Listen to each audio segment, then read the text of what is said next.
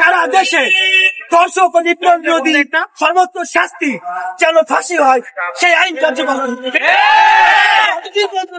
এই আইন কার্যকর হচ্ছে আমরাও ক্লাস পরীক্ষায় ফিরবো না।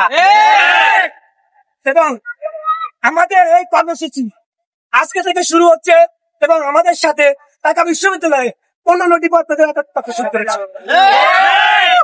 তাদের সকলের প্রেক্ষিতে আজ থেকে ঢাকা বিশ্ববিদ্যালয়ের কয়েকটি ডিপার্টমেন্ট রাজনৈতিক কর্মসূচিতে যাবে।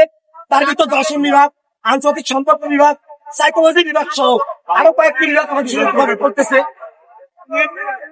আপনাদেরকে বলবো, সংবাদকর্মীদেরকে বলবো, আপনারাও আমাদের সাথে থাকুন এবং এই দর্শকের বিচার নিশ্চিতে আপনারা সবাই যেন আমরা কাছে কাজ মিলিয়ে রাজপথে থাকতে পারি সেই আশা ব্যক্ত করে আমি আমার বক্তব্য এখানে শেষ করি।